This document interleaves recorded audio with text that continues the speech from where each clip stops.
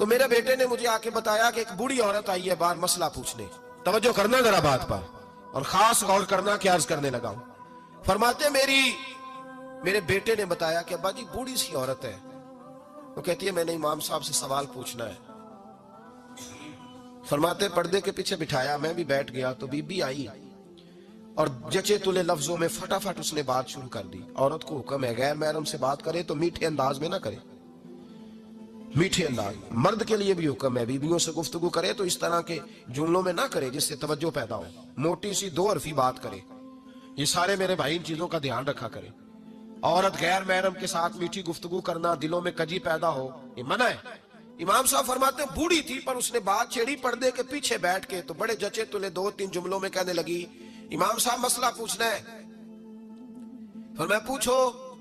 کہتے میں بڑا تیار تھا اور میں اللہ نے بڑا علم سے انہیں نوازا تھا. کہتے میں پریشان کبھی نہیں ہوا تھا, لیکن یہ بی بی پریشان کر گئی. یہ متقی لوگ تھے. فرماتے ہیں میں نے کہا بی بی پوچھو. کہنے لگی حضور میں نا محنت کی کمائی سے روٹی کھاتی ہوں, چرخہ رکھا ہوا ہے, سوت کاٹ کے اس کی کمائی کھاتی ہوں, سارا دن مزدوری کرتی ہوں, کبھی کبھی کام رہ جاتا ہے تو 14ویں کے چاند کی روشنی میں چھت پہ بیٹھ جاتی ہوں تو چرخہ کاٹتی ہوں.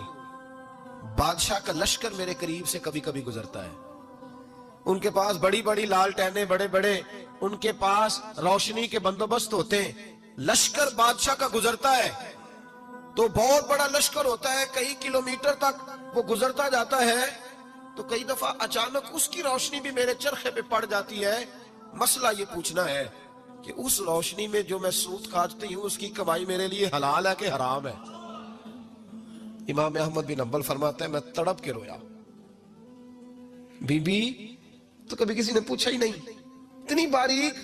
کہنے لگی بیوہ ہوں, بے اولاد ہوں, مزدوری کر کے روٹی کھاتی ہوں. پوچھنا یہ تھا. او بھائیو یہ بھی تو یہی وقت گزار کے گئے ہیں نا, یہ بھی وہی قرآن پڑھتے تھے جو ہم پڑھتے, یہ بھی اسی رسول کا کلمہ پڑھتے تھے جن کا ہم پڑھتے, یہ بھی اسی دین کے ماننے والے تھے جس کے یہ لوگ ماننے والے. ہم کدھر نکل گئے؟ پرواہ ہی نہیں, حلال حرام کی تمیز ہی نہیں. لیکن اولیاء اللہ کی صفت.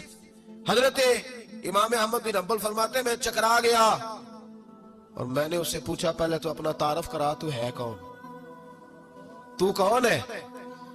اس نے کہا حضور تعارف چھوڑے, جو مسئلہ پوچھنے آئے اسے اپنا ڈیٹا بھی دینا پڑتا ہے, ہمیں بتا دیا تو چھوڑے. فرمایا نہیں پہلے بتا تو کون ہے.